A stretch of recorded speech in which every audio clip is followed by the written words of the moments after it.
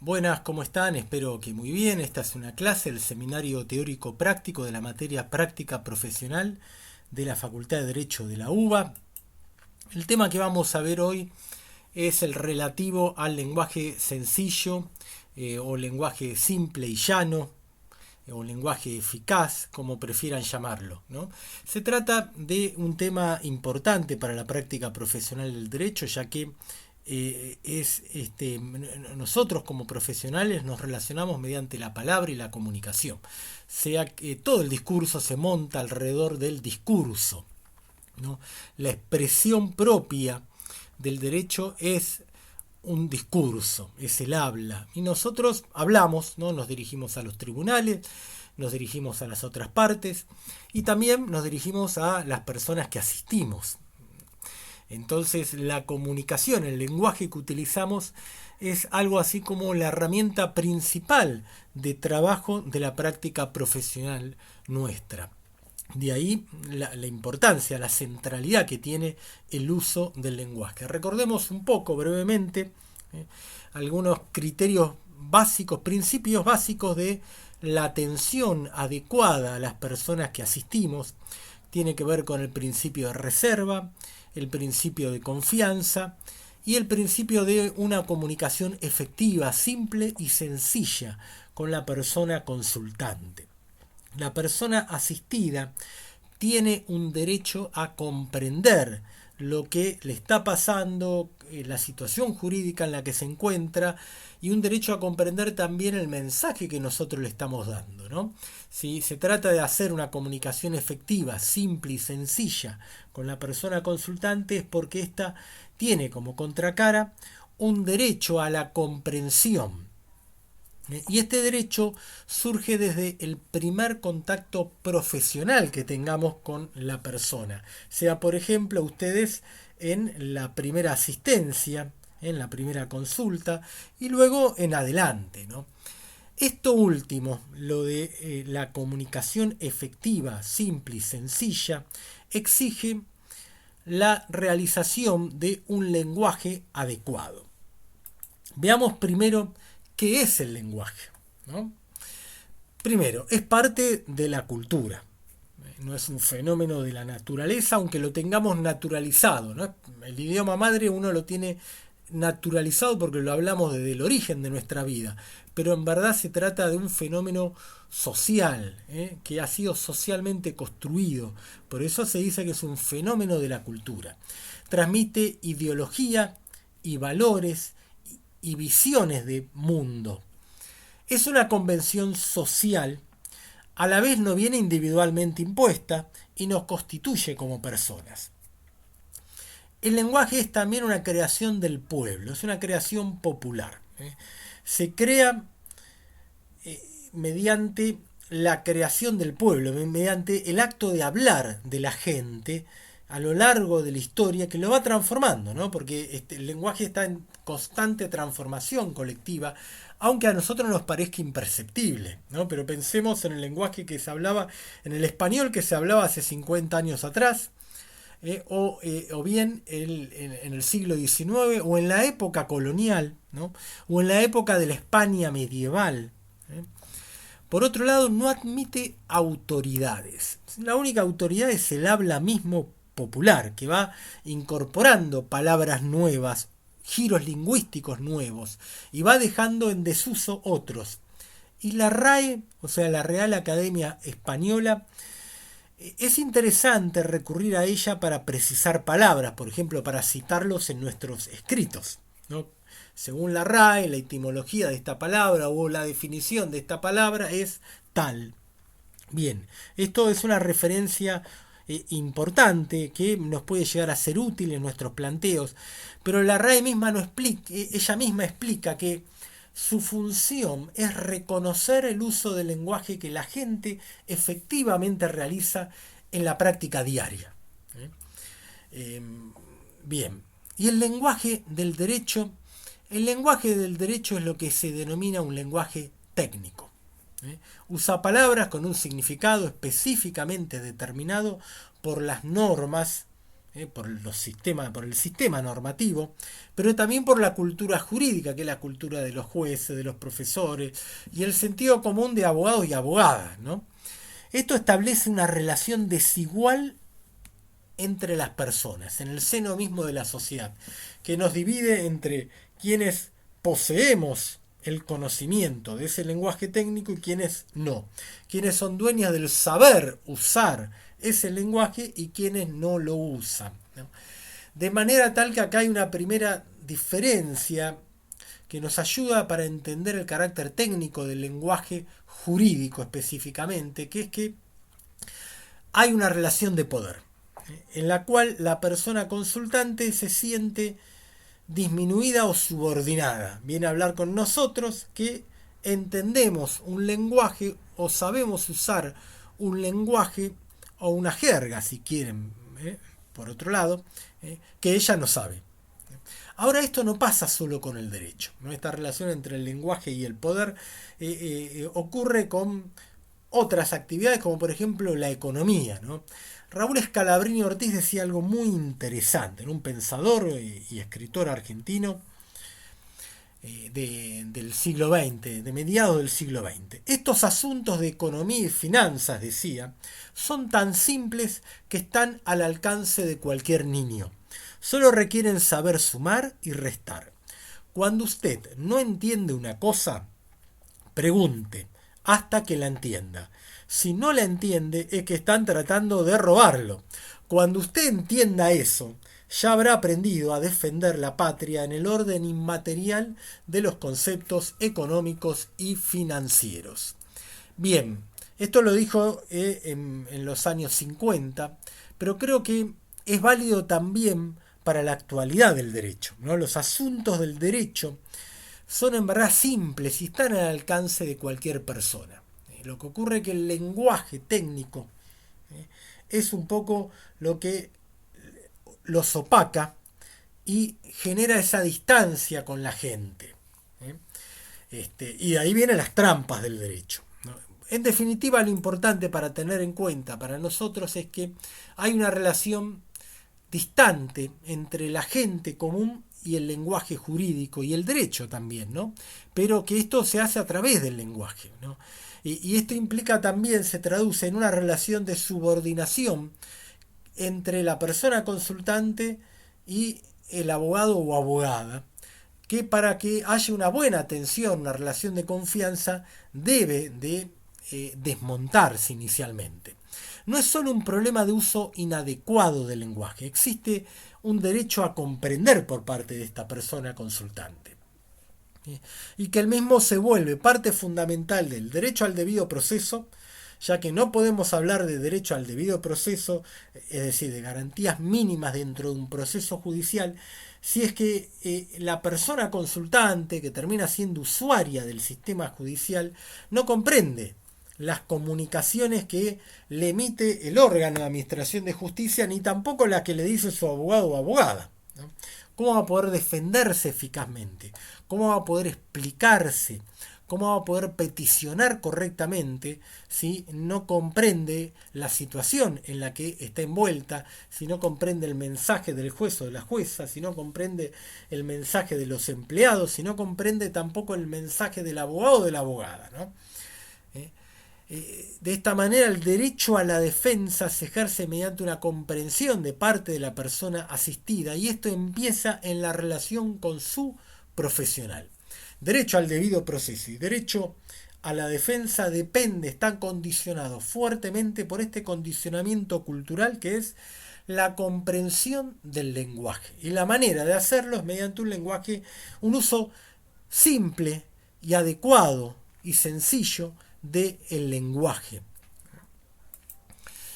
Esto genera dificultades para una buena atención también. El temor o desconfianza en la relación misma generada por esa situación de asimetría está desde el inicio de la relación profesional, y también la falta de comprensión del fenómeno jurídico.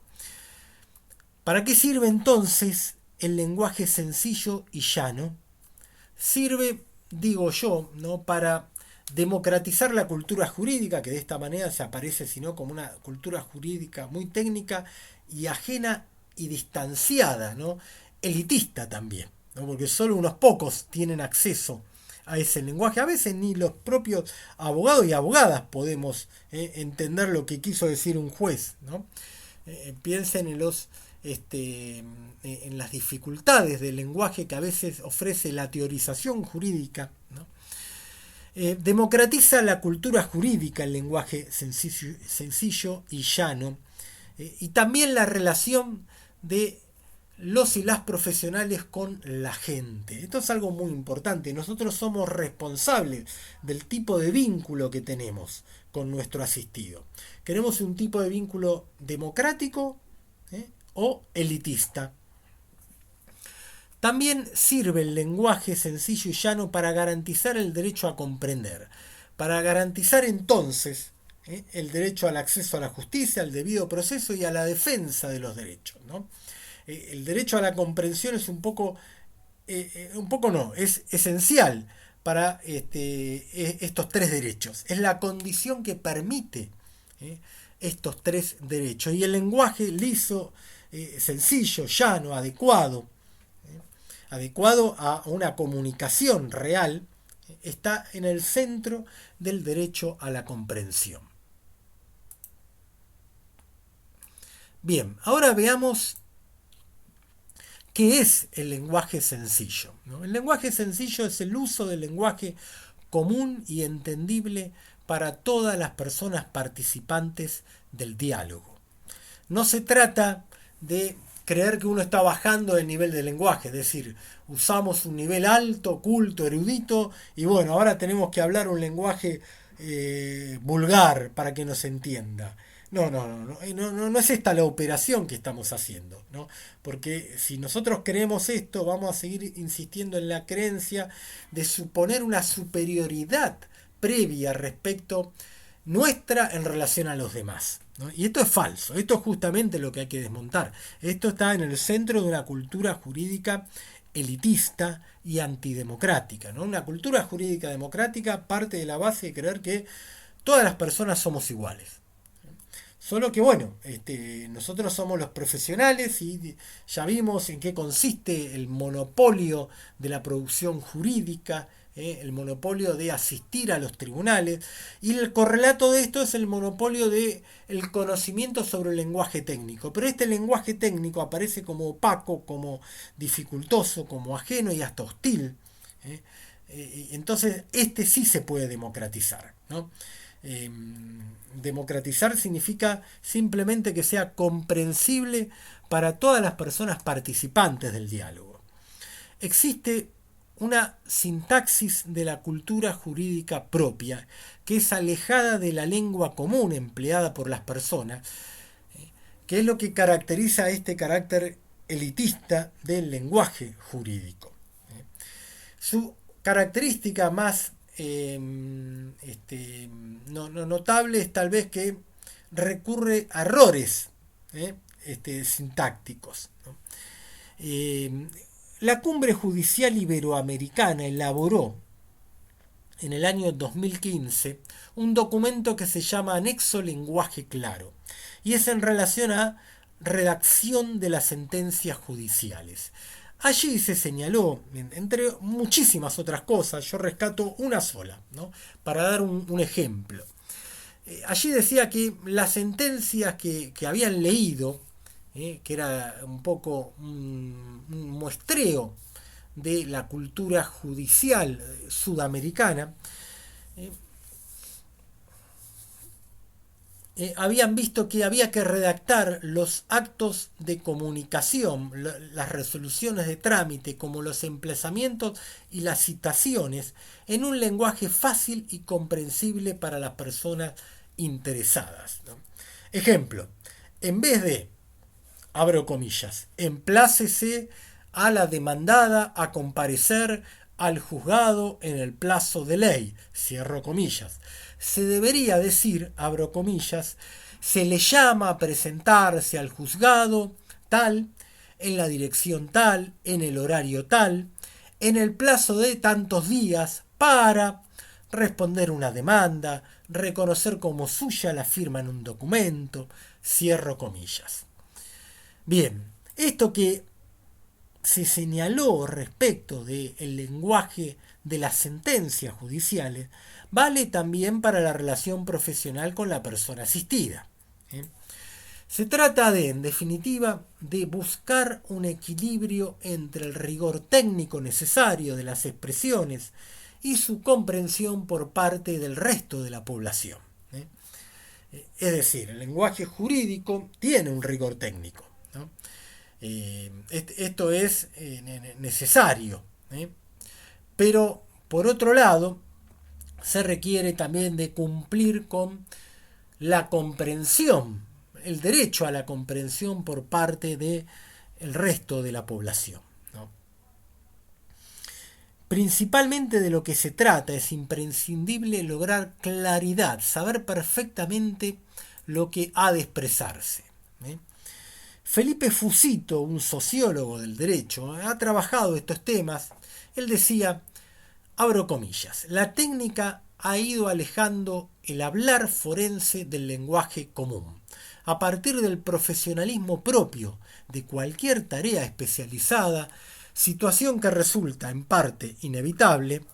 Cuando la descripción requiere de precisión, es lícito utilizar palabras con sentidos específicos o crear otras para dárselos.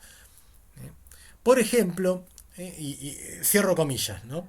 Por ejemplo, digo yo, las diferencias entre el dolo y la culpa en el derecho penal, ¿no? O todas las explicaciones que tienen que ver con los conceptos de la dogmática de la teoría del delito, ¿eh? Que son muy conceptuales, ¿no?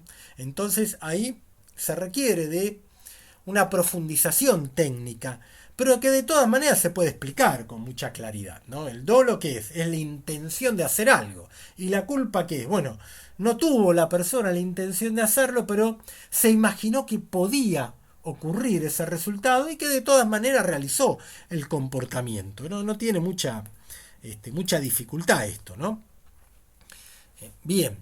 El uso del lenguaje legal recurre a una serie de términos que en rigor, en general, los solemos repetir sin reflexión. Por ejemplo, palabras en latín, prima facie, ut supra, ¿no? Muletillas que carecen de una utilidad lingüística. Recordemos siempre que las palabras tienen que cumplir una finalidad, una utilidad en la oración que usamos, ¿no? Y la oración está dentro de un párrafo. Y tanto la construcción de las oraciones como las construcciones de los párrafos por medio de las oraciones responden a reglas de redacción propias, ¿no? Por ejemplo, una de las reglas principales que deberíamos de tener en cuenta es que por párrafo tiene que haber una idea y en lo posible por oración una idea, ¿eh? No puede haber párrafos de más, ¿eh? En esto en general ustedes van a ver que los textos jurídicos tienen este defecto, ¿no? Y que se ha profundizado, creo, a partir del uso de la informática, ya hace más de 20 años, ¿no? Por medio de los procesadores de texto, ¿no? El método de copiar y pegar, ¿eh? En verdad, este uso del lenguaje legal técnico parece responder más bien a un lenguaje destinado a establecer jerarquías, a pretender mostrar una falsa erudición o una seriedad técnica, una apariencia de superioridad cultural. Ojo con esto, guarda, porque esto es lo que suele terminar ocurriendo, ¿no? Se suele esconder detrás de este lenguaje aparatoso, opaco, oscuro, aparentemente erudito, ¿no? Una pretensión de superioridad cultural que el otro y la otra persona recibe el mensaje. Y de ahí viene la razón de la desconfianza originaria que tienen con los abogados y las abogadas, el resto de las personas, ¿eh? Pero que por sobre todas las cosas dificulta la comprensión por parte de las personas asistidas. El profesor Alberto Bovino, que tal vez alguno de ustedes ha cursado, ¿no? Cuestiona lo mismo, ¿eh? Y cita el siguiente ejemplo que se los leo. Abro comillas. Al imputado jamás se lo llama señor o algo similar. Se lo llama imputado, así a secas. Legal y conceptualmente, utilizar ese término es correcto y además es comprensible para todos. Pero hay otros términos realmente judiciales para denominarlo, tales como, y escuchen, el caco con pinche, el reo, el encartado, el empapelado, el encausado, el prevenido, el malviviente, el incuso, el elegantísimo, el expedientado, ¿eh? Agrego yo el endilgado, ¿no? Por supuesto, estos términos del vocabulario judicial, dice Bovino, jamás se escriben con mayúscula. Sería incorrecto, pero no es por esa razón que no se lo hace. En fin, la claridad de ideas viene con la del lenguaje claro y a veces parece que se oscurece para aparentar erudición, ¿no? Esto último lo digo yo. Fíjense, es muy interesante todas estas distintas maneras de denominar a el señor imputado, ¿no? A la persona imputada. No se le dice señor, sino que se le suele denominar de otras maneras y se transmite una ideología, se transmite una noción, una idea, un disvalor en este caso, ¿no? Porque claro, como les decía, ¿no? El lenguaje, la claridad de ideas viene con la del lenguaje claro, ¿eh? Y si nosotros tenemos ideas claras, la mejor manera es expresarlo a través de un lenguaje claro. Si no tenemos idea clara, el lenguaje que va a expresar va a ser un lenguaje oscuro. Pero a veces parece que se oscurece para aparentar erudición. Esto me hace acordar a una canción de María Elena Walsh que decía: no es lo mismo ser profundo que haberse venido abajo.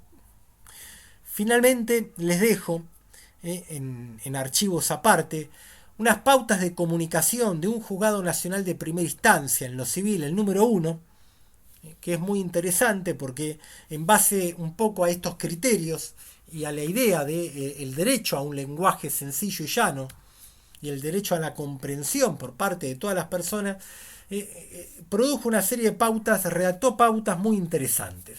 También le dejo algunas sentencias que han hecho uso del lenguaje sencillo y llano para que lo tengan en claro y el anexo de la Cumbre Judicial Iberoamericana.